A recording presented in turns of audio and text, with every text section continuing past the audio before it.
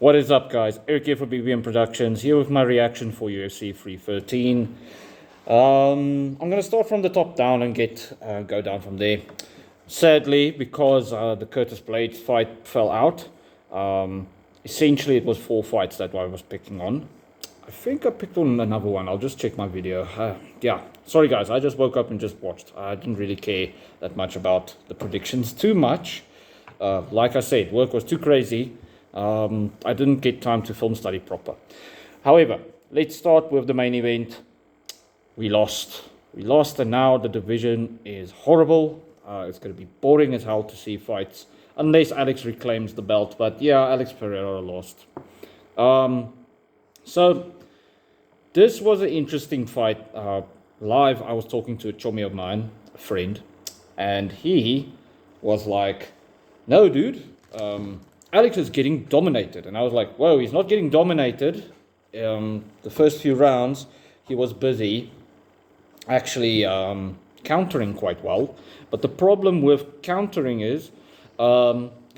is that your opponent, not your opponent, man, the judges doesn't score the same way that you might.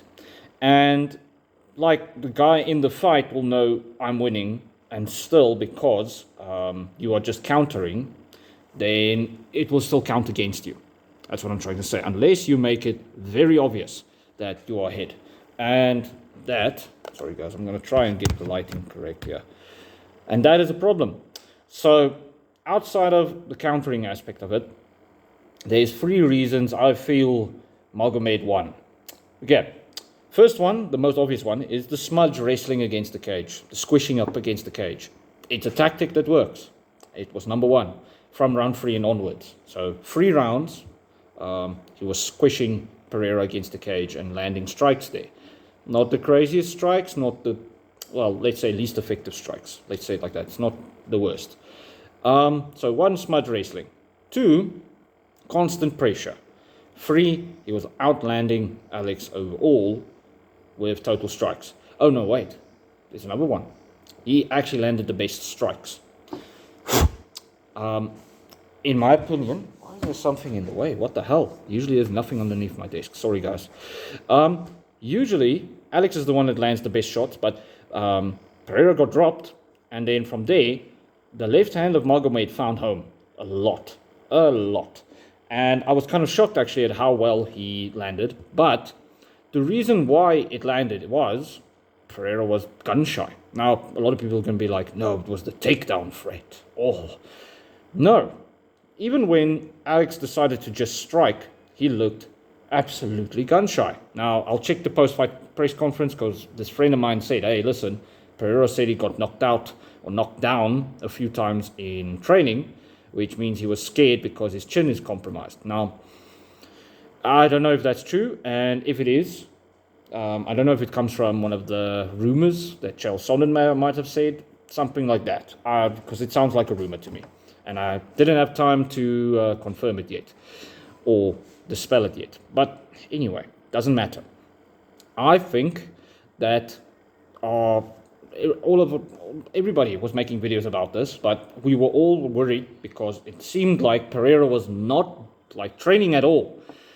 And I think that actually is true. I actually think, that's what I told this friend of mine. I told him, listen, it looks like Pereira's chopping his legs so that he can throw less strikes in total and keep this guy off of him, so that he can take over later and win.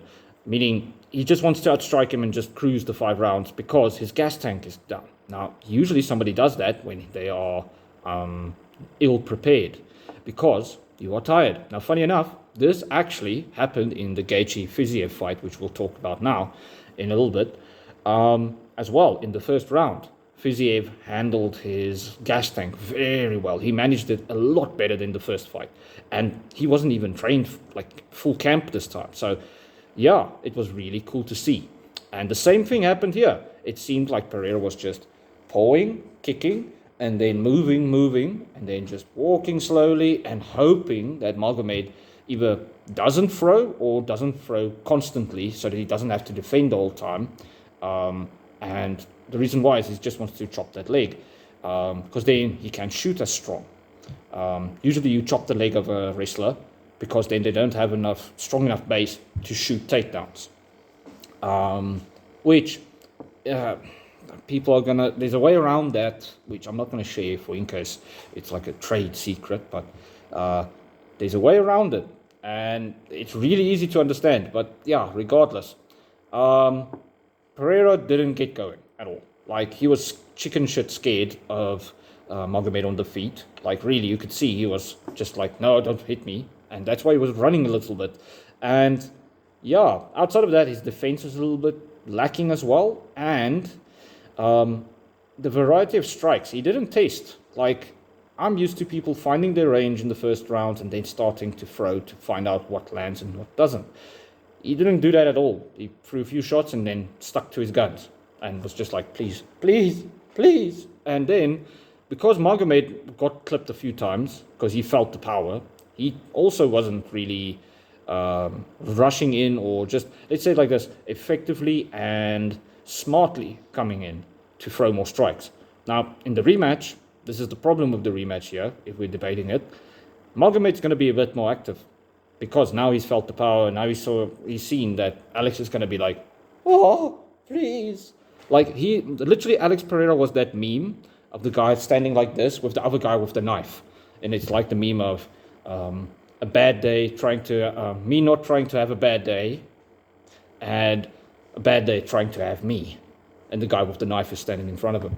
Hold on. You see?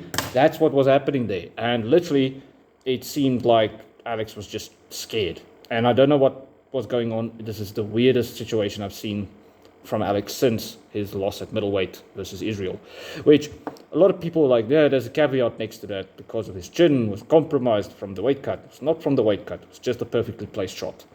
Izzy perfectly knew how to counter him. That's all. They know each other the best. That's why. So, yeah, the problem with the rematch, Magomed's going to throw a lot more strikes. So if Alex again goes into please mode, he's going to get knocked out. He's going to get knocked out because he got clipped and dropped. And sorry, even if the chin situation in training was a problem, then his chin's not going to last if he gets knocked the whole time by that same shot. He's still going to get dropped. That's my problem here.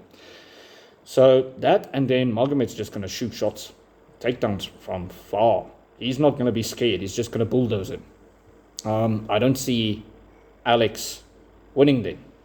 And also, this puts a flippin' cap, like a big cap, on Pereira versus Jones at heavyweight. I hope Dana just throws that out and he understands he can't make that fight anymore at all. Like, even though he doesn't have the belt, he can't make that fight ever. Because Jones would have done the same thing he did to Cyril Gane. In seconds, he would have gotten Alex down. In seconds, he would have choked him out. Like, Alex at one point gave up his back, and I'm just like, why are you giving up your back? Why? He did it willingly in a way. And I was just like, no. I understand your defense is decent, but why? And yeah, because Magomed's actually more striker, but still, I was yelling at the screen because Anyway, Jones would have just literally assaulted Pereira. No matter how old and slow he is. I'm dead honest, he would have. And Prime DC and Prime Jones both run over Pereira. I don't care what anybody says. DC has a chin that was shockingly strong. Jones has a good chin. Plus, Jones was so creative that on the feet he would have been competent with Pereira. And then he would just been like, come here, when he gets him on the ground and just assaulted him. At light heavyweight and heavyweight. I hope this puts a cap on that. And this also puts a cap on, oh no, Pereira would have beaten Tom Aspinall even if he went up. It's like, no, he wouldn't. I always said that people are a bit stretching it there. And this really confirms it. Plus the Glover Teixeira fight. I remember people arguing with me like, no, Glover Teixeira wouldn't beat Pereira. I'm like, guys, this fight was exactly how I imagined if him and Glover would have fought. Not that they would because of their being teammates, etc. But you understand. Outside of the gun shyness, the wrestling is just too much. It's just too much. So yeah, anyway, let's move on. Rafael Fiziev versus Gaethje. Fiziev handled his gas tank very well by trying to take Gaethje down, switching his stances to keep his distance quite well, kicking the body. He had the free kick to the body the whole fight. Gaethje could have done the same thing when he switched southpaw, but he didn't do that, and it really did look like Gaethje was being bothered by that. What else? Yeah, there's nothing more to say right now. I need to rewatch the fight and just... Well, I'm not going to, guys. I'm being dead honest. I have like 3 hours of sleep. I'm going to sleep a little bit, go to church, and sleep again. That's my whole day from here. And do prep for work. And then tomorrow is going to be a crazy day for work. So I need to catch up on sleep. Regardless, Gaethje and Fiziev was a really fun fight. A technical war again. What I saw with Gaethje's chin is a bit worrying for the future. His chin is definitely a little bit cracked after the Max Holloway loss. And Fiziev on a full camp, I think he beats Gaethje. Plus, he leveled up. I think he actually would beat a lot of the top guys now. He just needs to fight a bit more after the injury on his knee. Jalen Turner getting choked by Bahamondes. I told you guys, and then I heard he retired. Then Bobby Green, like I said, was a coin flip. Even if Bobby Green's chin held up, it would have been a coin flip. I don't think...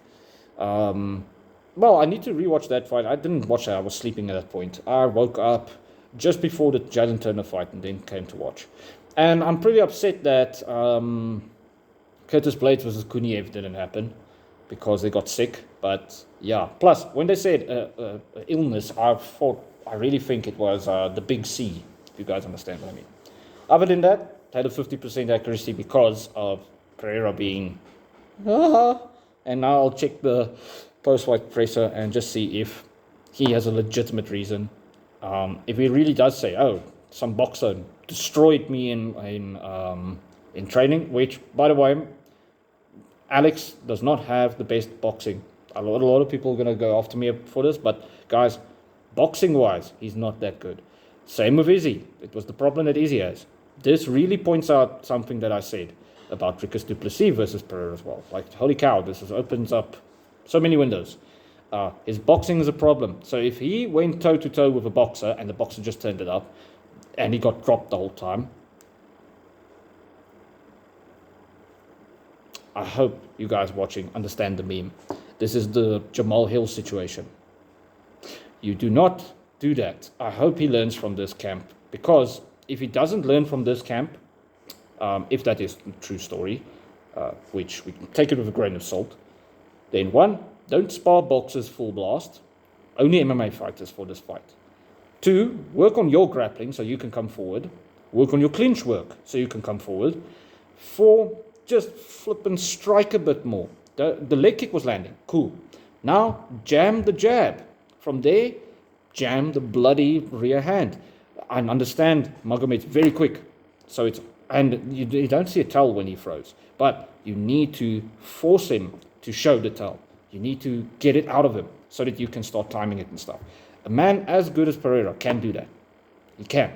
And from there, just outstrike him. Because a guy like Pereira is one of those guys where he hits so damn hard that if he just stops you from striking more and he lands more, then slowly he just starts throwing more and more and more, and then he catches you because your chin breaks, essentially. That's fine. Why was that Alex not here? So frustrating. And yeah, gurus freak out afterward. Me and my buddy, we were like, okay, let's go watch, because this is going to be comedy gold. And it was comedy gold. But yeah, disappointing in the sense of we were this close to winning that. And now we do not know what the state of the division is going to be from here. This is going to be rough. I hope Pereira wins in the rematch. Otherwise, Dricus, please save us again. Go up to light heavyweight. Beat Magomed, because I really think he can. I'll say it to you guys straight. I think he can. He has more dynamic striking. He has equivalent or better wrestling, in my opinion. The only problem he has is he's outsized. He is definitely outsized. But he's very strong for his size. That's something that people can see when he's wrestling, and also that people mention when they say, hey, I was training with Dricus. It was crazy. It was like training with ox. So maybe his boer strength would overwhelm. Yeah. Cheers, guys. Gotta drink my depresso espresso and go try and sleep. Cheers.